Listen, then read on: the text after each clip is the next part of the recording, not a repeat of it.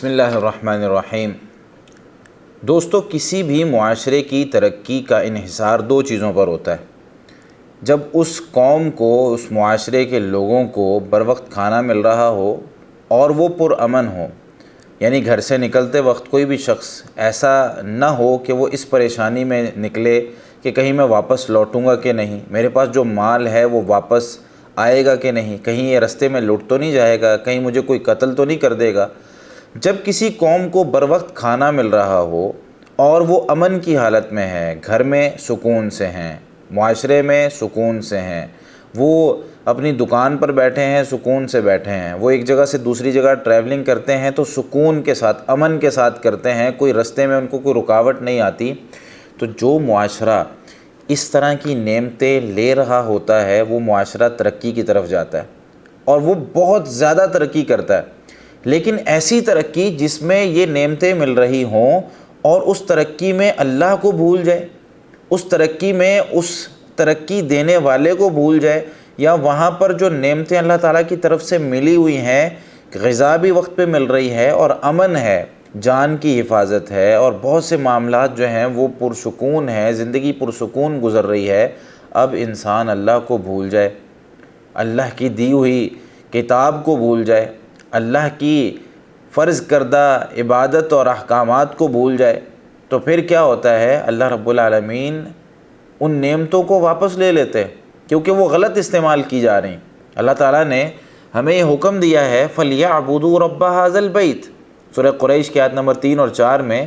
کہ لوگوں کو چاہیے کہ وہ اس گھر کے رب کی عبادت کریں۔ کون رب ہے؟ الَّذِي أَطْعَمَهُم مِّن جُوعٍ، جس نے ان کو کھلایا ہے جب وہ بھوکے تھے، بھوک میں ان کو کھانا کھلایا، اس اللہ نے، اس رب نے، اس کی عبادت کرنی ہے۔ وَآمَنَهُم مِّن خَوْفٍ، اور خوف سے ان کو امن دیا، امن اور پرسکون زندگی، پرامن زندگی ان کی تھی، گھر سے نکلتے تھے، گھروں میں رہتے تھے، کھانا کھاتے تھے، ساری چیزیں میسر تھی، لیکن اللہ کو بھول گئے۔ اپنی زندگی میں سے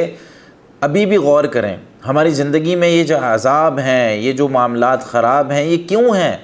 غذا وقت پہ نہیں مل پا رہی، امن نہیں رہا، ابھی گھر والے جو ہے ان کو گھر اور چھت نہیں میسر ہے، اور بہت سے ایسے معاملات ہیں، تو اس میں کیوں اور کیا وجہ ہے کہ ہم یہ اس سچویشن اور اس حالت کے اندر ہیں؟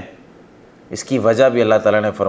بیان کر دی ہے سورہ ابراہیم کی آیت نمبر 7 میں، وَإِذْ تَأَذَّنَ رَبُّكُمْ، اور اس وقت کو یاد کرو جب تمہارے رب نے یہ اعلان کیا تھا،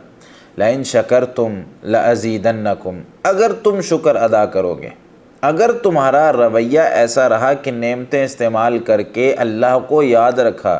لقمہ کھایا الحمدللہ کہا، پانی کا گھونٹ پیا الحمدللہ کہا اور اللہ یاد رہا، تو جس شخص کا یہ طریقہ ہوگا لَإِن شَكَرْتُمْ لَأَزِيدَنَّكُمْ، تو یقیناً ضرور بالضرور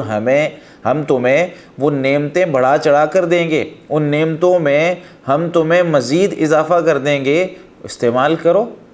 ان نعمتوں سے فائدہ اٹھاؤ۔ لیکن اگر ان نعمتوں کو ضائع کرنا شروع کر دیا، اللہ کو بھول گئے، اللہ کو اپنی زندگی سے نکال دیا، اور بس ٹھیک ہے میں نے اپنی مرضی سے کمایا، بھائی میں جو ہے وہ اتنا ذہین ہوں کہ میں نے یہ رزق کمایا ہے، کھلانے والا اللہ ہے، دینے والا وہ رب ہے، امن دینے والا وہ رب ہے، اور میں اسی کو بھول جاؤں، تو اللہ تعالیٰ نے پھر یہ بات ارشاد فرمائی وَلَئِن كَفَرْتُمْ، اور لوگو اگر تم ناشکری کی طرف چلے گئے، تم نے ناشکری کرنا شروع کر دی، اللہ کو بھول گئے، اللہ کی نعمتوں کا غلط استعمال کرنا شروع کر دیا، اِنَّ عَذَابِي لَشَدِيدٌ، تو یاد رکھو کہ بے شک میرا عذاب بہت سخت ہے، یقیناً بہت سخت ہے میرا عذاب۔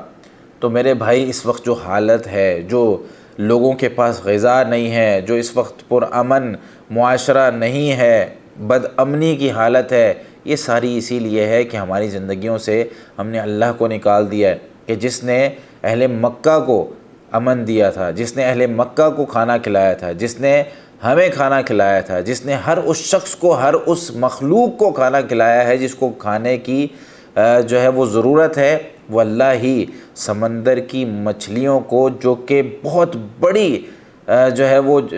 جسامت رکھتی ہیں، ہزاروں ٹن روزانہ کا کھانا کھاتی ہیں، ان کو بھی کھلاتا ہے۔ جو ایک چیونٹی دن کے اندر ایک چھوٹے سے دانے پر زندہ رہ سکتی ہے، وہ اللہ اس چیونٹی کو بھی کھلاتا ہے، وہ اللہ ہم انسانوں کو بھی کھلاتا ہے۔ اللہ تعالیٰ فرماتے ہیں ہمارے ذمے تمہارا رزق ہے، پریشان کیوں ہو؟ اور حدیث میں آتا ہے نبی مکرم صلی اللہ علیہ وسلم نے ارشاد فرمایا جیسے موت ہے نا، موت انسان کے پیچھے بھاگ رہی ہوتی ہے، انسان کہیں کسی بھی مضبوط قلعے میں جا کے چھپ جائے، جہاں اس کی موت آنی ہے نا وہاں اس کو آنی ہے۔ ایسے ہی نبی مکرم صلی اللہ علیہ وسلم نے ارشاد فرمایا لقمہ، انسان کی جو خوراک ہے نا وہ اس کے پیچھے بھاگتی ہے، بس ضرورت اس بات کی ہے کہ اللہ کو یاد کرنا ہے اور اللہ سے رزق مانگنا ہے۔ اللہ تعالیٰ رزق دینے پر قادر ہے۔ مریم علیہ السلام کو ایک بند کمرے میں اس نے رزق پہنچایا، اور وہ جو چیونٹیوں کو اور مچھلیوں کو پانی کے اندر، چیونٹیوں کو ان کی بلوں کے اندر، اور پرندوں کو جو ہے وہ صبح گھر سے نکلتے ہیں، کیا لے کر نکلتے ہیں؟ نبی مکرم صلی اللہ علیہ وسلم نے یہ بات ارشاد نہیں فرمائی اللہ پر بھروسہ کر لو، اللہ پر بھروسہ کر لو جس طرح بھروسہ کرنے کا حق ہے، لا رزقکم کما یرزق الطیر، یقیناً تمہیں بھی ویسے رزق دے گا جیسے پرندوں کو رزق دیتا ہے۔ صبح نکلتے ہیں خالی پیٹ ہوتے ہیں، کوئی فیکٹریاں، کوئی دکانیں، کوئی مشینیں، کوئی چلتی ہوئی، کوئی مزدور چھوڑ کر نہیں آتے، صبح نکلتے ہیں خالی پیٹ ہوتے ہیں، شام کو آتے ہیں تو پیٹ بھرے ہوئے ہوتے ہیں۔ اللہ ہی کھلاتا ہے، اللہ پر ہی توکل اور بھروسہ کرنا ہے۔